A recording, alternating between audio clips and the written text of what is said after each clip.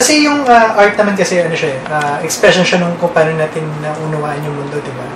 Expression siya nung, hindi lang kung paano naunawaan, expression din kung paano natin, paano natin, ano yung aspirations natin. So, kung paano natin siya naunawaan, kung ano ito, ano yung aspirations natin para dito, saka kung ano yung mga desires natin, no? Ibig sabihin, ano yung mga gusto natin mangyari sa mundo, ano yung gusto natin mangyari sa sarili natin, in relation to the world. So, yung paggamit mo, yung singing bilang education sa kabataan, it would be a very helpful tool kung paano mo, for example, yan, ikaw bilang miyembro ng kabataan, paano mo nakikita yung mundo, nasaan ka doon, at ano yung gusto mong mangyari sa iyo in the future, or sa kasalukuyan, kung paano mo, yung art yung nakakatulong sa pag-express ng ganong klaseng, ganong klaseng mga desires, mga aspirations. Yung art naman kasi, in its long history, it has always been an expression of our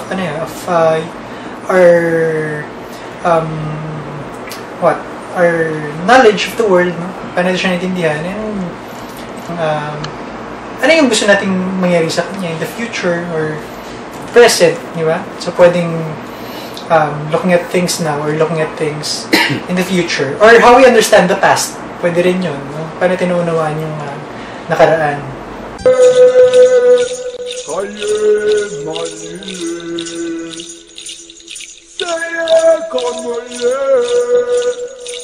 Yamonga yasiye Seye kayoye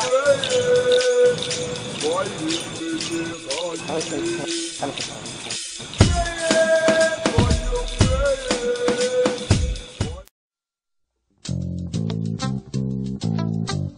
So kung in terms of paano siya nakakatulong sa kabataan, sa mga miyembro nito,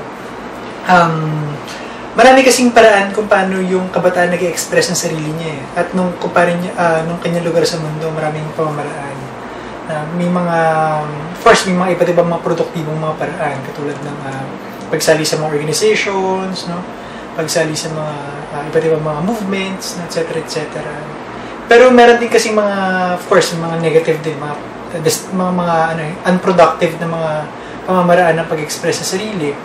Like for example, paggamit ng droga, no, pagsali sa mga underground na mga gangs, no? So yung mga ganong klase mga pamamaraan. No? Pero kung natin sila, yung kabataan kasi, natural sa kabataan na i-challenge yung mundo eh. Natural sa kanya na i-challenge yung social norms, yung order ng mga bagay-bagay. Natural sa kanya na maghanap kung ano yung lugar niya sa mundo.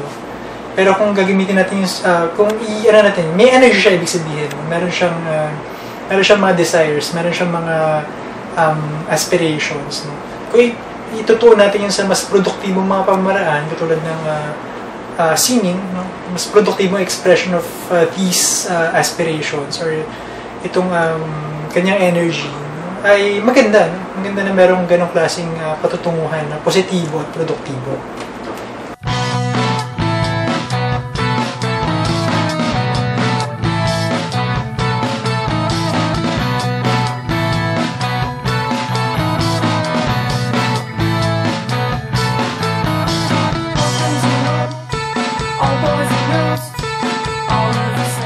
Yes, absolutely.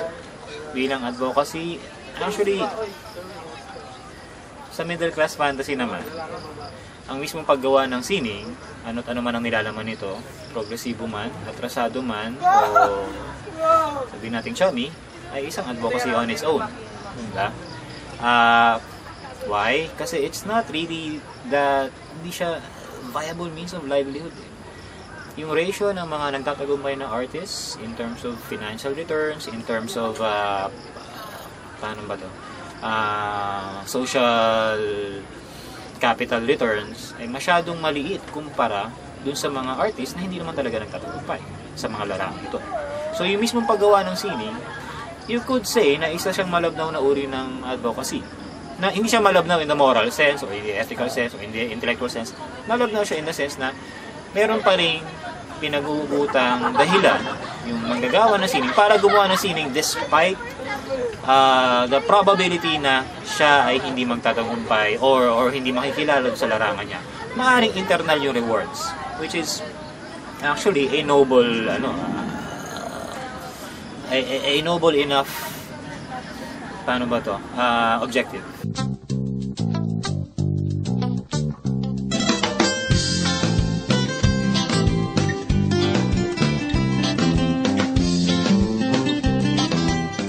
Nakakatulong siya, yes. In terms of providing a means for positive energy or for production, yes, absolutely. Pero hindi siya maka-quantify. Maka-quantify mo siya, aside from dun sa mga nabanggit kong mga areas kung saan nasusukat ito, maka-quantify mo siya kung nakakapaghamig siya. Pwede sa politics, pwede sa isang shared vision, that's not entirely limited sa political. Also, aside from yung pwede siya, huwag nating maliitin yung beautification capacities niya. Na maaari sa komunidad dito, hindi sila familiar sa ganitong lengguwahe, na introduce mo sa kanila, or nahamig mo sila na isama din yung lengguwahe nila sa produksyon ninyo. Siya, nagiging collaborative siya. Nagkakaroon kayo ng shared means or shared outlet, basically the fact na nagja-jam na kayo together, that by itself, I think, is nag-work siya. For instance, yung mga graffitis. Kapag bumabanat sila sa labas at yun nga, nag-iiba yung kahulugan ng espasyo, nag-iiba yung teritoryo, yes, nagkakaroon siya ng silbi. Pero sometimes, maaaring na-exhaust na yung crowd mo. Kung ang intention mo ay maghamig, then you might want to consider other approaches.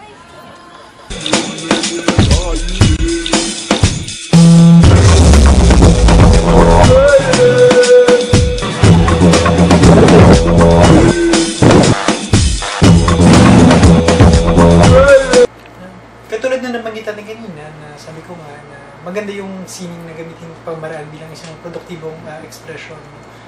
At the same time, yung kabataan kasi is the majority of the population malaking bahagi ng populasyon, kabataan. Definitely, importante yung yung pag-engage natin sa kanila sa napakaraming pamamaraan. Kailangan sila i-engage para maunawaan natin kung ano ba yung naiisip nila ng kabataan, ano yung kanilang mga desires, tulad na magito kanina, ano yung kanilang mga aspirations, ano yung kanilang pananaw sa lipunan. So definitely yung paggamit ng sining ay makakatulong siya sa pag-unawa sa kabataan, no? Kung i-involve natin sila sa ganung klase produktibong discourse o diskusyon sa pamamagitan ng sining. Okay.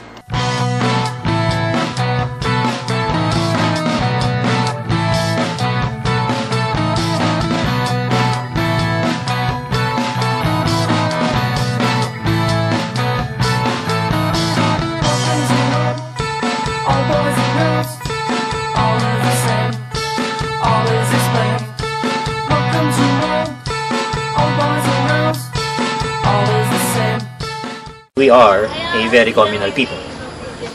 Kahit saan ka man pumunta sa Pilipinas, medyo mabibilang mo yung mga kultura kung saan ina-isolate nila yung stranger. We are a very curious people. Very curious tayo. So, in order to assuage our curiosity, we interact. Diba? And dun mismo, I think meron na na-achieve.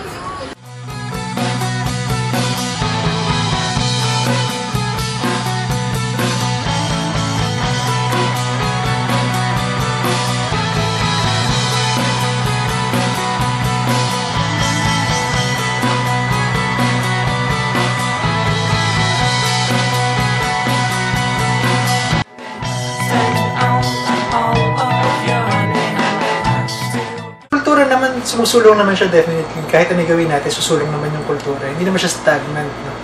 Hindi siya patay. No? Sumusulong yung kultura. Pero yung tanong dito, saang direction natin dinadala? Saang direction tumutungo yung pagsulong na yun? Pero kung meron tayong agenda, meron tayong naiisip, no, na tingin natin ay magandang patutunguhan ng sining at kultura ng isang bansa, particularly ng Pilipinas, no, mainam na magsama-sama tayo towards that goal. No, definitely importante yun kasi may mga pagkakataon talaga sa kasaysayan na yung kultura ay nagkakaroon ng mga pagbabago, no? Nagbabago naman siya talaga, pero nagkakaroon ng mga malakihan at mabilis sa mga pagbabago sa pamamagitan ng mga iba't ibang mga grupo, no, na may agenda, no, in terms of arts and culture. Like for example, the propaganda movement, no, nung 1800s, no, di ba, meron silang anti-colonial na may anti-colonial na na goal yung organization, no, yung grupo, no? At malaki na itulong niya halimbawa sa pagbubukas ng kamalayan ng mga Filipino na hindi pala tayo hindi tayo mga savage o barbaric katulad ng minabanggit ng mga Espanyol, kundi isang mayamang kultura, no, na merong mayamang past, no? Sa kasalukuyan, makikita rin natin yung ganyang klaseng mga expression sa pamamagitan halimbawa ng mga social realist movements sa 1970s, no, na ginamit talaga yung arts and culture sa pagbumulat ng mga mata ng mga mamamayan sa pagkasamantala, no, ng naghaharing uri through the Marcos administration. In this case, kung meron tayong agenda na ganito, nakikita natin na merong may crisis ng kultura, no, at yung kabataan ay hindi masyadong naging involved na sa ganung klaseng mga pagbabago.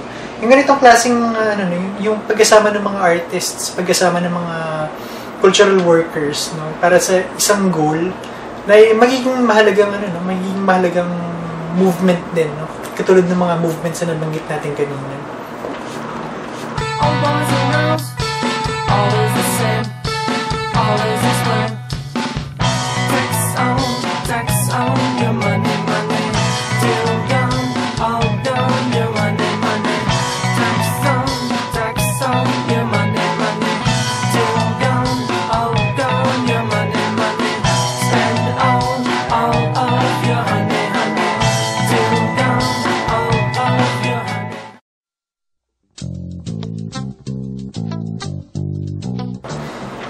Yung pag-unawa naman sa sining ay isang skill, no? Hindi siya, although yung art is basic na siya basic na pamamaraan ng pag-express ng tao.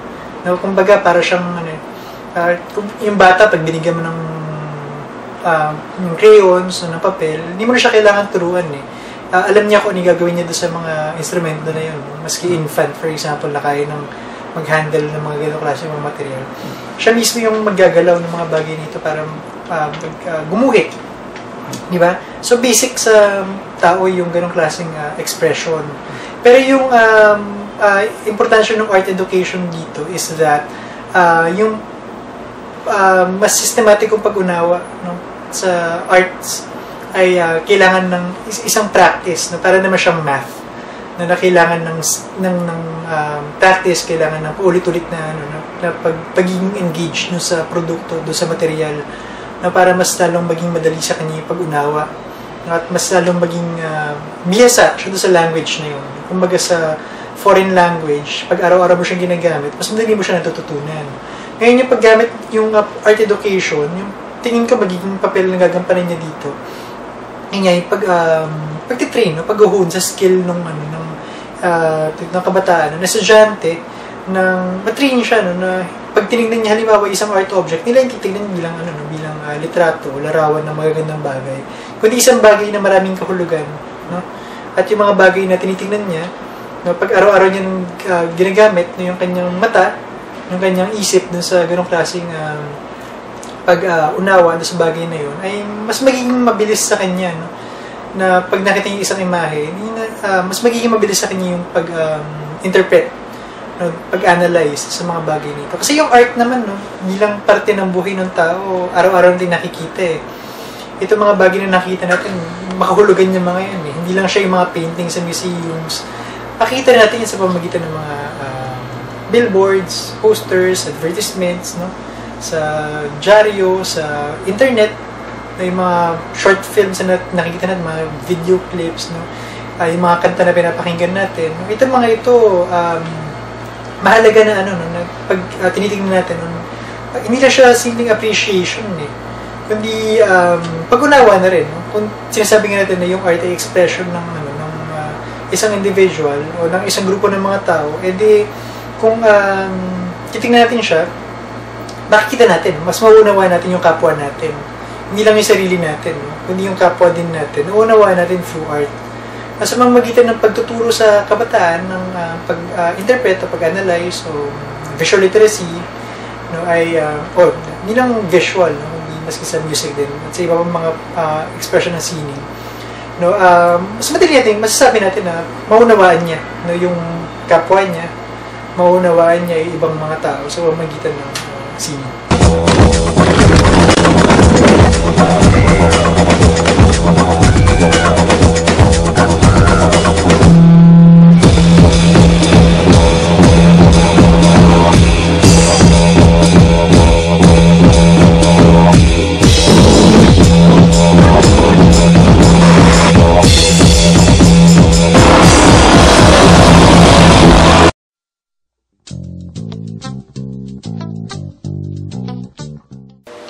Magkakaroon ng mas maraming venue, mas maraming pagkakataon, at saka mas maraming viewer yung art form.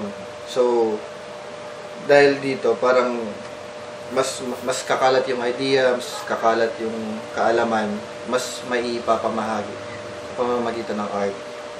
Magandang initiative ang ginagawa ngayon ng Kuriton series. Sa pamamagitan nila, mas marami ang matututo sa art, hindi lang sa art kundi sa lipunan, sa kung ano man ang ibabahagi ng grupo. Mahalaga din ang ginawa ng Kuriton series para sa aming mga artist, dahil sila parang magiging lugar din sila or pagkakataon na para sa aming mga artist makapag-share ng mga alam din namin na ako sa pananaw sa sariling opinion, gusto kong i-share itong talent or lahat ng alam ko. Ko kailangan ng kolaborasyon ng mga artist sa isang pamamayanan. Kailangan ng kolaborasyon ng mga artist sa isang pamayanan dahil two heads are better than one. Mas marami kayong may hikayat. Tapos ayun, mas marami ang gumagalaw para sa isang tiyan.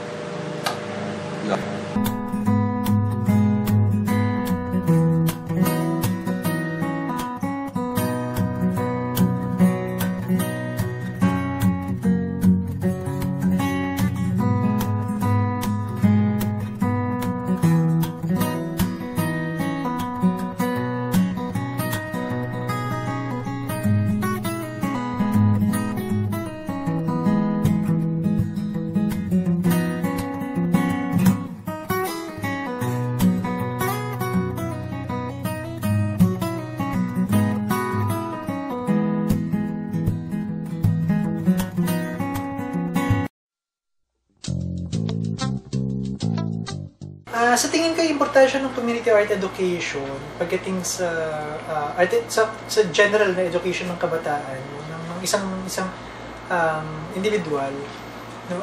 Kasi maraming mga bagay na tinuturo sa atin na pangkalahatan, masyadong pangkalahatan, very general in knowledge, no? Pero may mga pagkakataon talaga na may mga local, no, na mga knowledge systems, no, na maganda rin maging source, no, ng knowledge ng kabataan. Halimbawa, kung sa Sorsogon or sa Bicol, may mga local belief systems dyan, no, diba? Mga alamat. Kasi ito'y nauunawaan nung halimbawa, kung parte ka ng komunidad na yun, mas madali yung maunawaan yung mundo sa pamamagitan itong mga local na mga belief systems na ito, ng mga local knowledge systems na ito. Diba? Ngayon, kung mas specific no, sa isang komunidad, yung paraan mo ng pagtuturo, mas madaling maunawaan ng bata.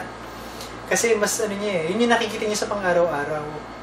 No, hindi siya pwedeng hindi siya pwedeng ang pag-unawa sa sining. Of course, maganda na ituturo mo yung general, no? Ituturo mo yung mga yung pangkalahatan, halimbawa, paano yung isang nasyon, paano yung isang bansa. Pero maganda rin na nakakatulong sa pagbubuo ng karakter ng isang bata yung pag-unawa niya na parte siya ng isang komunidad. No, at yung may pride siyang nakukuha ron at meron siyang malalim na pag-unawa kasi yun yung pang-araw-araw niya nakikita. Yun yung pang-araw-araw niyang danas, no? Yung pang-araw-araw niyang experience isang community ay maganda na community based yung education.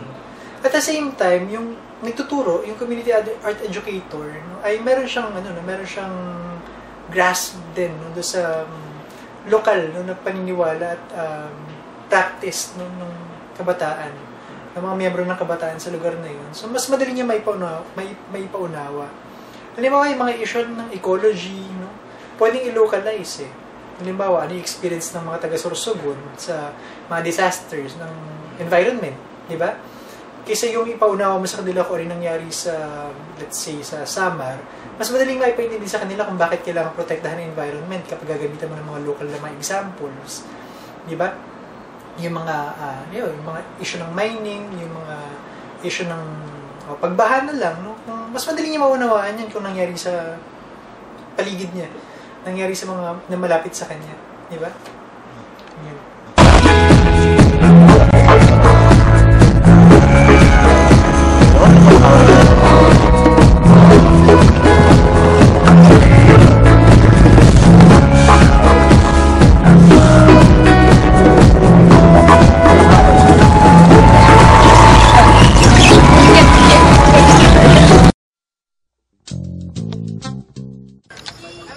Yes.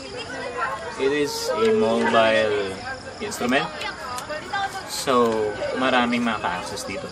Provided na yung means of access mo ay accessible at collaborative talaga. Hindi lang yung nakikita.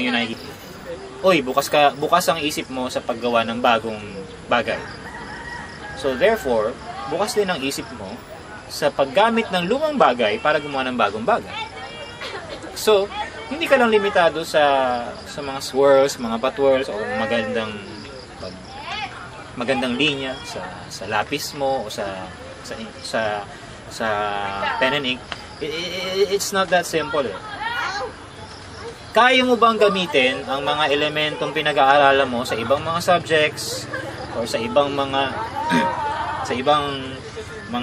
pamaraan ng pag-iisip sa paggawa mo ng sining? May ganon. Kaya mo bang gamitin ang paggawa mo ng sining para i-enhance pa ang mga ginagawa mo sa ibang parte ng buhay mo?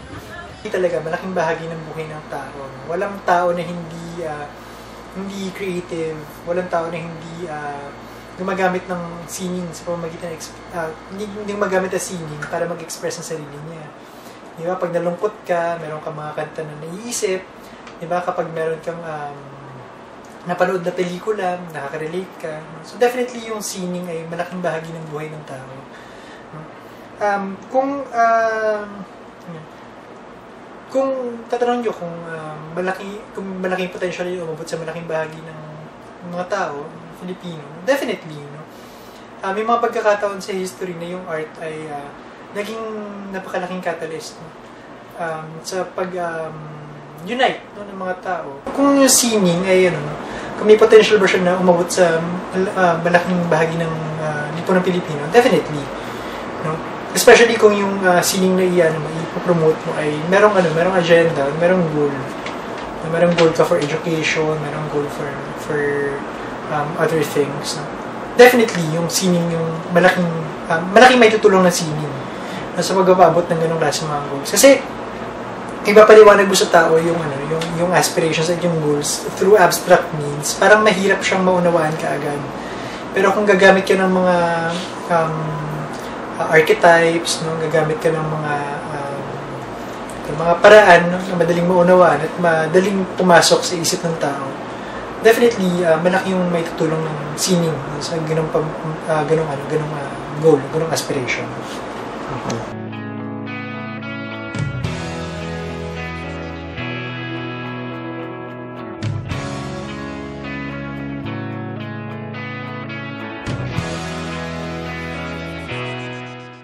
Pero babalikan ko yung sinabi ko kanina, the fact na na-involve mo na, bigyan mo sila ng outlet, that is a step forward. How do you take it to a situation kung saan meron kang ini-envision na product na parang, ito yung gusto ko mangyari, ito yung gusto natin mangyari, ito yung gusto namin mangyari.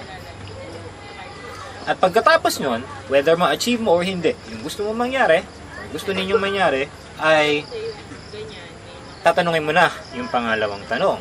O nagawa na natin yung gusto natin mangyari or hindi natin nagawa yung gusto natin mangyari. Paano natin iaangat pa ito? Basically, yun naman ang primaryang tanong every time you do art. Every time you do even community art or pang individual man lang, paano mo maiangat yan? Diba? Ganun lang naman yun eh. So, sa pag-aangat, pwedeng masasagot niya ng ilang mga bagay. How can you take it to a level kung saan mas maraming ma-involve, mas maraming ideas ang ma-flesh out, or recount the possibilities kung saan these interests, these suggestions, these add-ons are then transmitted into policy making.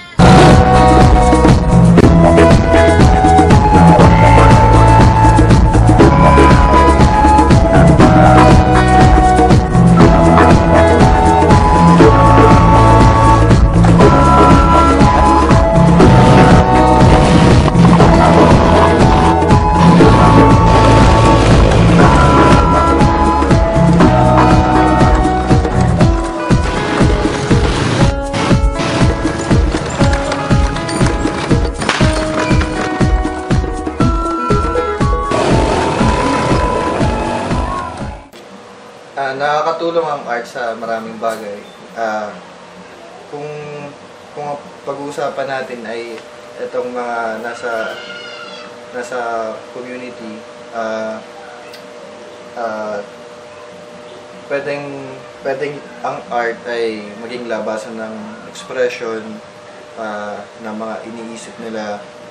Pwede rin parang therapy sa mga bad experience. Ano pa? At saka, syempre, parang pagka may iba silang ginagawa, mas magiging busy sila, tapos instead na mapunta sila sa ibang landas, at bukod doon, ma-develop din yung skills na, tapos ma-realize nila na, uy, may kakayahan pala ako sa ganitong bagay.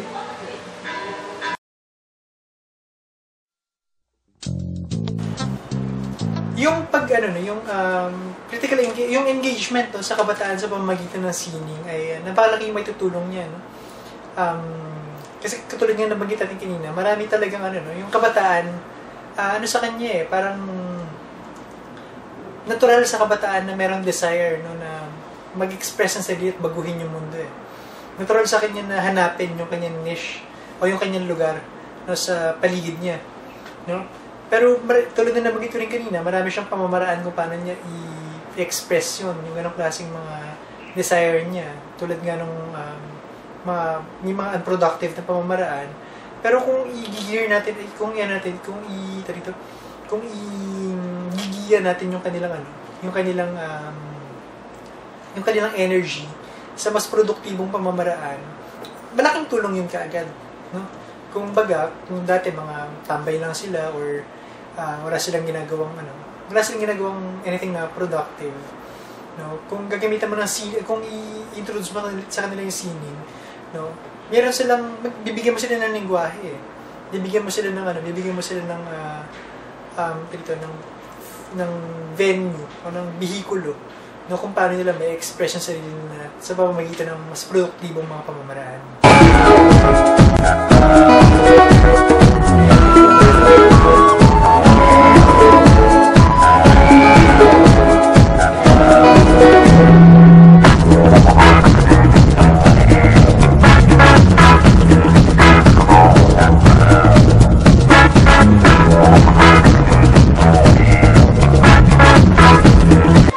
Kung series na, kada, intra na ka mo. Kuriton series na, intra na ka mo. Oo.